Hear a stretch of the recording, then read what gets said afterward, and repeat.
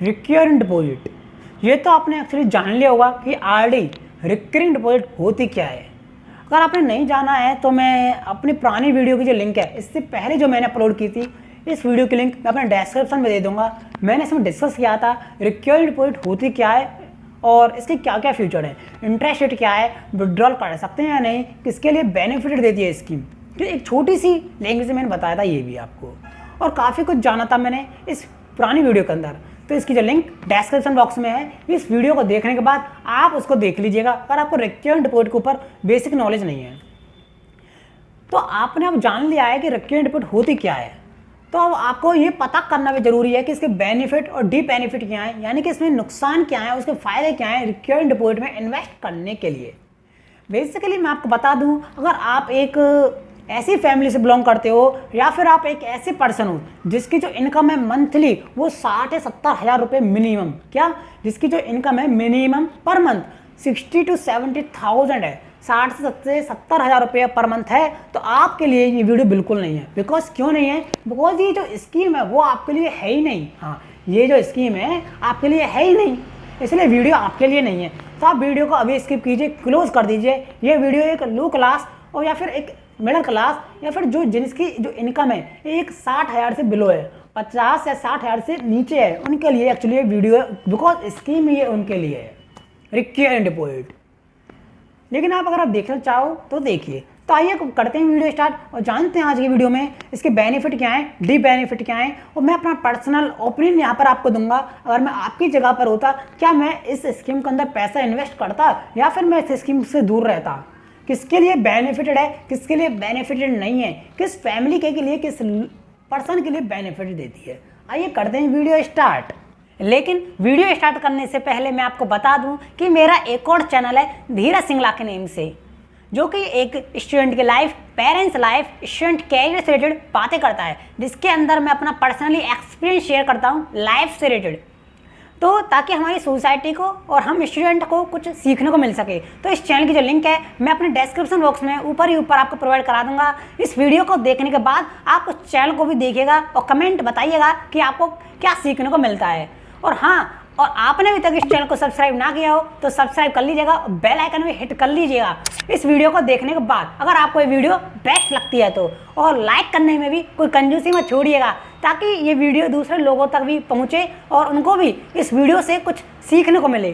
तो आइए अब करते हैं वीडियो को स्टार्ट और बनाता हूँ इन्वेस्टिंग को सिंपल और ईजी आप सभी के लिए। हे गाइस, मैं हूँ डिग्री लेस धीरज। जैसा कि स्टार्ट करते हैं आरडी अकाउंट के, सबसे पहले हम बेनिफिट यानी कि इसके फ़ायदे क्या हैं। फ़ायदे के जानने के बाद हम जानेंगे कि आरडी अकाउंट में पैसा इन्वेस्ट करने के क्या बेनिफिट है, क्या डिसएडवांटेज है, क्या नुकसान है। तो फर्स्ट जो इसका बेनिफिट है वो ये है कि आप आरडी अकाउंट में मिनिमम 100 रुपये पर मंथ डिपॉजिट कर सकते हो। क्या? हाँ, यानी कि आप आरडी अकाउंट के अंदर आप 100 रुपये से, मिनिमम 100 रुपये से पर मंथ आप इस आरडी अकाउंट को ओपन करा सकते हो और हर महीने आप 100 रुपये करके डिपॉजिट कर सकते हो आरडी अकाउंट के अंदर। लेकिन वहीं अगर मैं बात करता हूँ प्राइवेट बैंक की, प्राइवेट बैंक जो है आपको मिनिमम 1000 रुपये की फैसिलिटी प्रोवाइड कराते हैं। यानी कि अगर आपके पास 1000 रुपये हर महीने के, तो ही आप आरडी अकाउंट को फैसिलिटी ले सकते हो एक प्राइवेट बैंक से। यानी कि आपको हर महीने 1000 रुपये आरडी अकाउंट में डिपॉजिट करने होंगे, एक प्राइवेट बैंक की बता रहा हूँ। लेकिन वहीं गवर्नमेंट बैंक में या फिर पोस्ट ऑफिस के अंदर आपको 100 रुपये से भी आप आरडी अकाउंट की फैसिलिटी ले सकते हो। यानी कि आप मिनिमम 100 रुपये से इस आरडी अकाउंट की फैसिलिटी को ओपन करा सकते हो 100 रुपीज़ पर मंथ डिपॉजिट कर। ये इसका फैसिलिटी है। ये डिपेंड करता है वेराइज ऑन दी बैंक की पॉलिसी क्या है, राइट। अब जानते हैं इसका दूसरा बेनिफिट ये है जो इसमें जो इंटरेस्ट मिलता है आरडी में वो बिल्कुल एफडी की तरह होता है। यानी कि जो फिक्स डिपॉजिट में आपको इंटरेस्ट प्रोवाइड कराया जाता है एक एवरेज 3 से 6% के बीच में, राइट, उतना ही इंटरेस्ट आरडी अकाउंट के अंदर प्रोवाइड किया जाता है, वो भी कंपाउंडेड क्वार्टरली। हाँ, यानी इंटरेस्ट रेट सेम है, इंटरेस्ट में कोई डिफरेंस नहीं है। ये भी इसका एक बेनिफिट है, यानी फिक्स डिपॉजिट का काम कर रहा है। फिक्स डिपॉजिट में एक्चुअली हमको एक फिक्स अमाउंट, एक lump sum amount fix time period के लिए इन्वेस्ट करनी होती है। वहीं आरडी में एक छोटी छोटी अमाउंट डिपॉजिट करनी है हमको, लेकिन इंटरेस्ट जब भी सेम है। हाँ, इंटरेस्ट इसका जब भी सेम है। अब जानते हैं इसका अगला नेक्स्ट फीचर क्या है। नेक्स्ट यानी कि नेक्स्ट बेनिफिट, नेक्स्ट जो इसका बेनिफिट है वो ये है, यानी कि आप इस आरडी अकाउंट को मिनिमम 6 मंथ के लिए, हाँ 6 महीने के लिए आप इस आरडी अकाउंट को ओपन करा सकते हो मिनिमम। मैक्सिमम की बात की जाए तो वो 10 साल है। यानी कि आपको एक लॉन्ग टर्म पीरियड के लिए भी कोई ज़रूरी नहीं कि आप 2 साल के लिए 3 साल के लिए ओपन कराओ, नहीं। अगर आपके पास 6 महीने जैसे रुपये हैं, आप चाहते हो कि नहीं बस मुझे 6 महीने तक ही पैसे की नीड है एक अर्जेंट, बस मैं चाहता हूँ 6 महीने तक इंटरेस्ट कमाना बस, तो आप छोटे छोटे रुपये डिपॉजिट कर कर आरडी अकाउंट के अंदर 6 महीने तक आप अपने पैसे को विड्रॉ भी कर सकते हो। तो ये भी इसके अंदर फैसिलिटी है, आप मिनिमम 6 मंथ के लिए इस अकाउंट को ओपन करा सकते हो, यानी ज़्यादा लॉन्ग पीरियड को देखने की ज़रूरत ही नहीं। अब जानते हैं इसका अगला फीचर। अगला फीचर क्या है, एक्चुअली आप सेक्शन 80C के अंदर डिडक्शन ले सकते हो। ये फीचर किसके लिए है मोस्टली, यानी कि अगर आपकी इनकम एक बेसिक एग्जम्पशन लिमिट को क्रॉस कर जाती है इनकम टैक्स के अंदर, जो कि है 2.5 लाख रुपये, तो आप उस केस के अंदर सेक्शन 80C के अंदर डिडक्शन ले सकते हो रुपये 1.5 लाख की, जिससे एक्चुअली होगा क्या, आपकी इनकम कम कर दी जाएगी। जब इनकम आपकी कम कर दी जाएगी 1.5 लाख रुपये से, तो आप पर उसको इनकम टैक्स जो है कम ही देना पड़ेगा एक्चुअली। तो आप जानते हैं इसका अगला बेनिफिट क्या है। अगला है आप कितने भी आरडी अकाउंट को ओपन करा सकते हो, यानी कि आप कितने भी आरडी अकाउंट ओपन करा सकते हो कितनी भी बैंकों के अंदर। मैं चाहता हूं कि मैं 10 बैंक में आरडी अकाउंट ओपन कराऊं तो 10 बैंक में ओपन करा सकता हूं। मैं चाहता हूं कि मैं 2 बैंक में और 1 पोस्ट ऑफिस में आरडी अकाउंट ओपन कराऊं, यानी 3 मैं करा सकता हूं, यानी कि कोई लिमिट नहीं है इसके ऊपर। ये भी इसका एक बेनिफिट है। अब जानते हैं इसका अगला नेक्स्ट बेनिफिट क्या है। नेक्स्ट जो इसका बेनिफिट है स्टैंडिंग इंस्ट्रक्शंस, यानी कि आप सेविंग बैंक अकाउंट में एक स्टैंडिंग इंस्ट्रक्शन सेट कर सकते हो जिस बैंक के अंदर आपका आरडी अकाउंट है। स्टैंडिंग इंस्ट्रक्शंस का मतलब क्या है, एक्चुअली आपके सेविंग अकाउंट से ऑटोमेटिकली इतने रुपये डिडक्ट हो जाएंगे और आपके आरडी अकाउंट में डिपॉजिट कर देंगे ऑटोमेटिकली। हाँ, ऑटोमेटिकली कट जाएंगे रुपये आपके सेविंग अकाउंट से, ऑटोमेटिकली डिपॉजिट हो जाएंगे कटकर आरडी अकाउंट के अंदर। यानी कि आपको पैसे डिपॉजिट करने की कोई नीड ही नहीं है बार बार, आप पैसे मैंडेट सेट कर सकते हो बैंक के अंदर अपने सेविंग अकाउंट में, यानी कि आपको इससे बैंक को बार बार जाने की कोई नीड नहीं होती है। अब जानते हैं इसका अगला बेनिफिट क्या है। अगला जो बेनिफिट है वो उसका ये है कि सीनियर सिटीजन को इस स्कीम के अंदर 0.5% हाई इंटरेस्ट प्रोवाइड कराया जाता है। हाँ, सीनियर सिटीजन के लिए। अगर आप सीनियर सिटीजन हो तो आपको जो इंटरेस्ट जो मिलेगा बाकी लोगों से 0.5% थोड़ा हाई मिलता है, ये भी इसका एक बेनिफिट है। अगला बेनिफिट क्या है इसका, अगला बेनिफिट ये है कि आप इस आरडी अकाउंट के अंदर एक फिक्स्ड डिपॉजिट अमाउंट डिपॉजिट ना कर एक छोटी छोटी अमाउंट डिपॉजिट कर सकते हो। अगर आपके पास छोटे छोटे रुपये हैं, यानी कि पर मंथ आपके पास छोटी छोटी अमाउंट बचती है, सेविंग होती है, तो आप छोटी छोटी अमाउंट डिपॉजिट कर सकते हो। आपको इसमें लमसम अमाउंट, एक फिक्स अमाउंट, एक बड़ी अमाउंट डिपॉजिट करने की कोई नीड ही नहीं है, ये भी इसका एक बेनिफिट है। अब जानते हैं इसका अगला नेक्स्ट बेनिफिट क्या है। अगला जो बेनिफिट है वो ये है कि लोन फैसिलिटी, यानी कि आप आरडी अकाउंट पर लोन भी ले सकते हो। मान लेते हैं, एग्जांपल लेते हैं, मैं धीरज सिंगला, मैं अपना आरडी अकाउंट ओपन कराता हूं। अब आरडी अकाउंट जब मैं ओपन करा लेता हूं और 6 महीने मेरे आरडी अकाउंट को निकल जाते हैं, लेकिन मैच्योरिटी रेट है मेरे अकाउंट की वो 1 साल है। अब 6 महीने के बाद मुझे पैसे की नीड पड़ती है, तो इस कंडीशन में मैं अपने आरडी अकाउंट को गिरवी रखकर बैंक के पास एक लोन ले सकता हूँ। हाँ, मैं बाद में उस लोन को चुका दूंगा, वो मेरे आरडी अकाउंट को छोड़ देंगे, उसका सेम इंटरेस्ट मिलता रहेगा हमारा। ये भी इसका बेनिफिट है, यानी कि आप आरडी अकाउंट को लोन फैसिलिटी लेने के लिए भी यूज़ कर सकते हो जब आपको पैसों की नीड होती है। तो बेसिकली लोग ऐसा करते नहीं हैं, लेकिन इसके अंदर फैसिलिटी है, आप करना चाहो तो बिल्कुल कर सकते हो, डेफिनेटली इसके अंदर फैसिलिटी है। इसका जो नेक्स्ट बेनिफिट है वो मुझे बड़ा कमाल का लगता है, बहुत ही अच्छा लगता है, मतलब I am really happy for this benefit. क्या वो बेनिफिट एक्चुअली, यानी कि मान लेते हैं आप आरडी की कोई भी इंस्टॉलमेंट, कोई भी प्रीमियम, कोई भी किस्त जमा नहीं कर पाते, मान लेते हैं, तो आप पर जो है एक्चुअली कोई भी फीस, कोई भी पेनल्टी चार्ज नहीं की जाएगी। हाँ, एग्जांपल लेते हैं, मैंने अप्रैल की आरडी अकाउंट में पैसा डिपॉजिट कर दिया, मई में भी कर दिया, लेकिन जून में मैं एक्चुअली भूल गया पैसा डिपॉजिट करना, या फिर मेरे पास पैसे बचे ही नहीं डिपॉजिट करने के लिए, या तो भूल गया या फिर मेरे पास पैसे बचे ही नहीं जून की आरडी अकाउंट में डिपॉजिट करने के लिए, तब क्या करूं। तो इस पर बैंक जो है आपका कोई भी इंटरेस्ट, कोई भी फीस, कोई पेनल्टी चार्ज नहीं करती है। ये भी इसका एक बेनिफिट है, काफ़ी अच्छा बेनिफिट लगा है मुझको इसका। अब जानते हैं इसका अगला नेक्स्ट बेनिफिट क्या है। नेक्स्ट बेनिफिट रिस्क फ्री, यानी कि इसके अंदर रिस्क नहीं होता।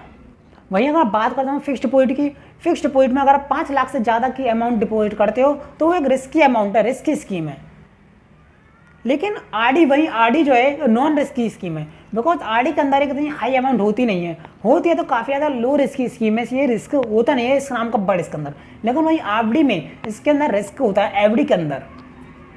आइए अब जानते हैं इसका अगला नेक्स्ट बेनिफिट क्या है। नेक्स्ट बेनिफिट है कि आप एक अपने माइनर के लिए भी इस स्कीम को ले सकते हो। माइनर कौन, यानी कि जिसकी जो एज है 18 साल से कम की है, तो आप आरडी स्कीम को उस पर्सन के लिए भी परचेज कर सकते हो, उस पर्सन के लिए भी इस आरडी स्कीम को ले सकते हो, माइनर के लिए भी। हाँ, अब जानते हैं इसका अगला नेक्स्ट बेनिफिट। नेक्स्ट बेनिफिट है सेविंग हैबिट, यानी कि आपके अंदर एक सेविंग हैबिट हो जाती है एक्चुअली।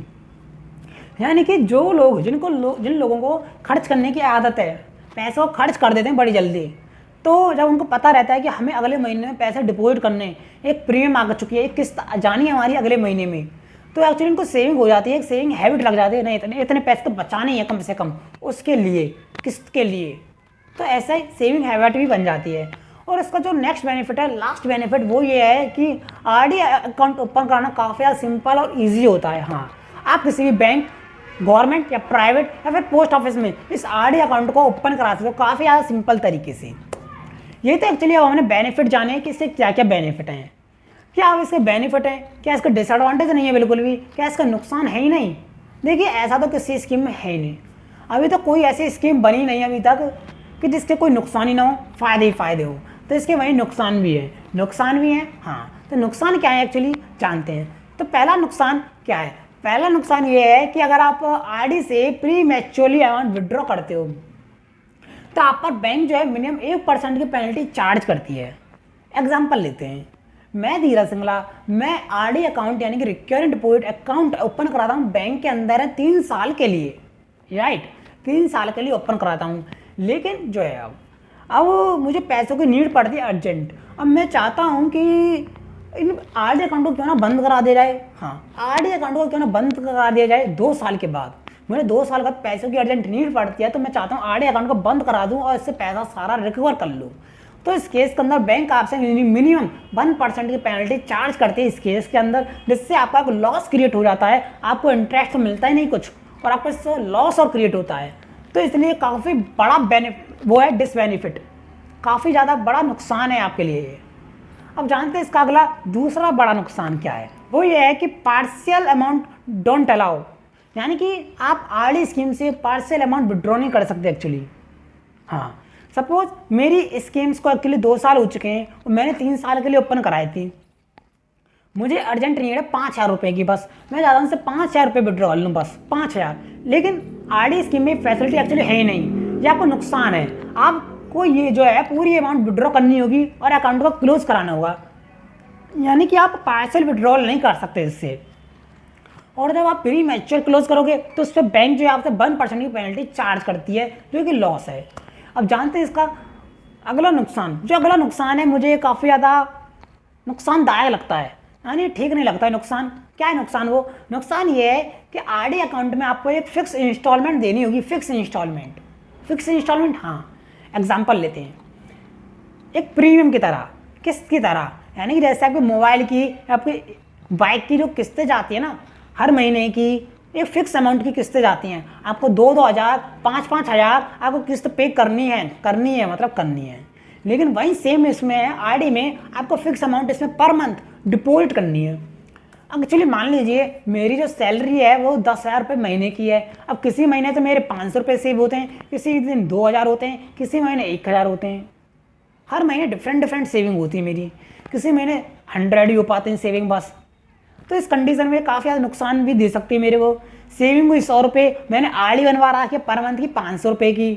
अब 100 रुपये में 500 रुपये कहाँ से लेकर आऊँ? इससे उधार लेने होंगे, उधार लेकर इसमें डिपॉजिट करूँगा, तो नुकसान भी दे सकती है आपको। एक तरीके से देखा जाए, आपको एक सेविंग हैबिट अपनी अच्छी तरीके से बनानी होगी, ताकि आप हर महीने एक आरडी अकाउंट में डिपॉजिट कर सको पैसा, उतना आप सेविंग कर सको, राइट। अब जानते हैं इसका अगला नुकसान क्या है। इसका जो अगला नुकसान है वो ये है कि आरडी अकाउंट पर जो मिलने वाला जो इंटरेस्ट है ये तो काफ़ी ज़्यादा कम होता है as compare the other investment scheme. अगर मैं कंपेयर करूँ पीपीएफ को, या फिर नेशनल सेविंग सर्टिफिकेट को, या फिर सीनियर सिटीजन सेविंग स्कीम, या सुकन्या समृद्धि योजना, ऐसी जो स्कीम्स है इस पर से अगर देखा जाए तो इंटरेस्ट रेट जो है ये थोड़ा कम है आरडी अकाउंट के अंदर।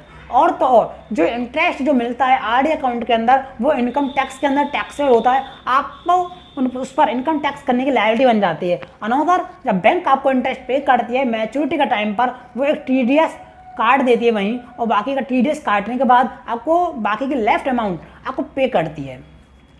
ये तो हमने बेनिफिट और डी बेनिफिट यानी कि इसके फ़ायदे क्या हैं डिपॉजिट करने के और नुकसान क्या हैं, ये एक्चुअली हमने जाने। अब मैं एक्चुअली आपको पर्सनल ओपिनियन आपके साथ शेयर करता हूँ कि अगर मैं आपकी जगह पर होता तो मैं क्या करता। क्या मैं इस स्कीम्स के अंदर पैसा इन्वेस्ट करता या फिर रहने देता, या फिर यह स्कीम्स किसके लिए एक बेनिफिशियल देगी, ये मैं बता दूँ। देखिए, बेसिकली ये जो स्कीम है किस पर्सन के लिए बेनिफिशियल है। जिस पर्सन के पास जो इनकम है मंथली, क्या जिस पर्सन की जो मंथली इनकम है, जिस लोगों की जो मंथली इनकम है वो एक समथिंग 15,000 या फिर एक समथिंग 20,000 है। हाँ, जिसकी जो इनकम है पर मंथ वो 15,000 या 20,000 है मिनिमम इनकम, मिनिमम कम से कम अगर इतनी इनकम आपकी है तो ये स्कीम आपके लिए बेनिफिशियल है। बिकॉज आप उन लोगों में से हो एक्चुअली काफ़ी ज़्यादा अमाउंट आपकी खर्च हो जाती है। जो सैलरी की आपकी जो अमाउंट आती है 15,000 20,000, उसमें से काफ़ी ज़्यादा अमाउंट आपकी खर्च हो जाती है। कुछ ही पैसे बचते हैं, आप कुछ ही पैसे बचाते हो, कुछ ही पैसों को आप अपने गुल्लक में घर पर डालते हो, राइट। घर पर आप रखे रहने देते हो। अगर मान लेते हैं किसी महीने आपके 2,000 बचे तो आपने 2,000 अपने पास रखे, 2,000 बचे, फिर अगले महीने 2,000 फिर आपने अपने गुल्लक में डाले घर पर। ऐसे मतलब 2-2 हज़ार या फिर 1-1 हज़ार आप सेविंग करते रहती हो। अब घर पर जब गुल्लक में पैसे डालते हो एक्चुअली उस पर तो कोई इंटरेस्ट मिलता ही नहीं है। आप पैसे क्यों इकट्ठा कर रहे हो, आप चाहते हो कि मैं क्यों ना इनकी एक बड़ी अमाउंट की फिक्स्ड डिपॉजिट बनाऊँ, इसलिए आप इसलिए पैसा इकट्ठा कर रहे हो अगर, और आप इसलिए जमा कर रहे हो अपने घर पर, तो इस पर तो कोई इंटरेस्ट मिलता ही नहीं है आपसे। एक्चुअली ये इन्फ्लेशन रेट जो है आपके पैसे का काफ़ी ज़्यादा डाउन हो जाता है, डाउन चले जाता है, कम हो जाता है। उस पैसे की कोई वैल्यू नहीं है एक्चुअली। आप कमा कर घर पर रख रहे हो 2-2 हज़ार 1-1 हज़ार रुपये की सेविंग अपने एफडी बनवाने के लिए इकट्ठा कर रहे हो। इससे अच्छा तो आप आरडी में इन्वेस्ट कीजिए ना, बिकॉज इंटरेस्ट रेट दोनों में सेम है ना, एफडी में और आरडी में। हाँ, इंटरेस्ट रेट दोनों में सेम है ना, एफडी में और आरडी में। इससे अच्छा तो आप आरडी के अंदर डिपॉजिट कीजिए एफडी के बजाय। अगर आपके पास एक फिक्स अमाउंट निकल नहीं रही है तो एक आपके पास एक लमसम अमाउंट निकल रही है हर महीने, छोटी अमाउंट, और आप उस अमाउंट को घर पर मत डालिए, घर पर मत रखिए, आप उस अमाउंट को आरडी के अंदर डिपॉजिट कीजिए। काफ़ी ज़्यादा बेनिफिशियल देगी आपके लिए। इस कंडीशन में मैं आपके लिए बेनिफिशियल मानता हूँ इस स्कीम्स को बस। लेकिन अगर मैं वहीं बात करूं, अगर आप ऐसे एम्प्लॉई हो या फिर आप उस पर्सन में से हो, उस कैटेगरी में से हो जो आपकी इनकम इतनी हाई है, जो आप एक हाई अमाउंट हर महीने एक बचा ले दो, समथिंग 15,000 रुपये, हाँ एक समथिंग एक 10 या 15,000 रुपये अगर आप हर महीने की सेविंग कर लेते हो, मिनिमम बता रहा हूँ मैं, मिनिमम अगर आप 10 से 15,000 रुपये की हर महीने की सेविंग कर लेते हो तो वहीं मैं आरडी स्कीम्स को आपके लिए बेनिफिशियल नहीं समझता। आप किसी अदर स्कीम में पैसा इन्वेस्ट कीजिए, अदर स्कीम में। हाँ, ये मेरा पर्सनल ओपिनियन था एक्चुअली, मैं क्या समझा रहा हूँ आपको। लेकिन अभी आपको ऊपर डिपेंड करता है, आप चाहो तो उसमें पैसा इन्वेस्ट कीजिए या ना कीजिए। मैंने आप उसको बेनिफिट बताए, डी बेनिफिट बताए, फायदे या नुकसान क्या है, पर्सनल ओपिनियन बताया कि आपको क्या करना चाहिए इस स्कीम के अंदर। एक मैंने बस शेयर किया है आपको, लेकिन एडवाइस नहीं दे रहा हूँ कि आपको इसके अंदर ही पैसा इन्वेस्ट कीजिए, नहीं। आपको खुद समझना होगा आपकी कंडीशन क्या कहती है, घर से रिलेटेड आपकी इनकम क्या है, एक्सपेंडिचर क्या है, कितना आप बचा लेते हो। बचा कर घर पर मत रखिए, घर पर रखोगे तो आपको नुकसान ही हो जाता है। अगर आप पैसे को बचा कर घर पर रख रहे हो कि हम तो भाई एफडी बनवाएंगे 2 साल बाद, इसलिए पैसा बचा रहे हैं, इससे एक्चुअली आप पैसा नहीं बचा रहे, इससे आप अपना एक्चुअली लॉस क्रिएट कर रहे हो। अरे घर पर रखने की बजाय अगर आप आरडी में उस पैसे को डालते, आरडी स्कीम के अंदर, इतना तो आपको इंटरेस्ट मिल जाता। अगर आप घर पर रखते रहो तो आपको कोई इंटरेस्ट नहीं मिल रहा। जो इंटरेस्ट आपको नहीं मिल रहा है ना, ये इंटरेस्ट आपको एक्चुअली इसका ही लॉस हो रहा है। तो इसलिए मैं कहता हूँ आप इसमें घर पर मत रखिए पैसा, आप आरडी में डालिए। छोटा है तो अमाउंट जाएगी, फिक्स अमाउंट की नीड ही नहीं है। चलिए, अब जानते हैं मेरा पर्सनल ओपिनियन, यानी कि अगर मैं आपकी जगह पर होता तो क्या मैं आरडी स्कीम में पैसा इन्वेस्ट करता, बताइए। देखिए, अगर मेरी भी इनकम आपकी जैसी होती, एक हर महीने की 10,000 या 15,000 पर मंथ, अगर मेरी इनकम 10, 15 या 20,000 होती हर महीने की, तो मैं आरडी स्कीम्स के अंदर डेफिनेटली इन्वेस्ट करता मैं आरडी स्कीम्स के अंदर। लेकिन अगर मेरी इनकम 20,000 से हाई होती थोड़ी भी, यानी अगर मैं महीने की जो सेविंग है 10 से अगर 15,000 की बचा लेता सेविंग हर महीने, तो मैं आरडी जैसी स्कीम में पैसा इन्वेस्ट नहीं करता। बिकॉज ये मेरे लिए बेनिफिशियल फिर है ही नहीं, ये मेरे लिए बेनिफिशियल नहीं रही फिर। बिकॉज इससे अच्छी काफ़ी इन्वेस्टमेंट स्कीम है फिर मेरे लिए। बिकॉज मेरी जो सेविंग है हर महीने की वो 10 से 15,000 है। ये कोई 1,000 रुपये 500 रुपये की सेविंग नहीं है मेरी, 10 से 15,000 है। तो मैं इससे अच्छी और बेनिफिटेड स्कीम में पैसा इन्वेस्ट करूँगा। तो आपको पता चल रहा है कि ये स्कीम किस लोगों के लिए, किन लोगों के लिए, जिनकी जो सेविंग है काफ़ी छोटी है, 1000 रुपये 500 रुपये हर महीने की, ऐसी जो सेविंग है 2000 रुपये किसी महीने के, तो उन लोगों के लिए ये काफ़ी बेनिफिटेड स्कीम है बस। और किसी के लिए मैं इसको बेनिफिटेड नहीं मानता, है ना भाई। हर किसी के एडवांटेज डिसएडवांटेज होते हैं, हर किसी के लिए बेनिफिशियल होती है, हर किसी के लिए डी बेनिफिशियल होती है। ऐसा तो नहीं है कि हर कोई स्कीम हर किसी के लिए बेनिफिशियल हो, ऐसा नहीं होता ना एक्चुअली। तो आपको पता चल चुका ही होगा कि आपके लिए बेनिफिटेड है या नहीं है, क्या आपको इसमें पैसा इन्वेस्ट करना चाहिए या फिर नहीं। जब आपको पता चल चुका है और आपको इन्फॉर्मेशन काफ़ी ज़्यादा अच्छी लगी है, आपको सीखने को काफ़ी कुछ मिला है, तो आप चैनल को सब्सक्राइब कर ही दीजिए, बेल आइकन पे हिट कर देना, ताकि मैं ऐसी वीडियोज़ आपके लिए इन्वेस्टिंग से रिलेटेड और ला सकूं। आप बस सेविंग कीजिए, सेविंग, पैसे को बचाइए कैसे भी कर, ये आपकी रेस्पॉन्सिबिलिटी है। और पैसा कहाँ इन्वेस्ट करना है इसकी इन्फॉर्मेशन मैं आपको दूंगा कि आप इस स्कीम में पैसा लगाइए, आपका पैसा डबल होगा, डबल। हाँ, मैं आपको ये ऐसी सिखाऊंगा ऐसे इन्वेस्टमेंट स्कीम्स।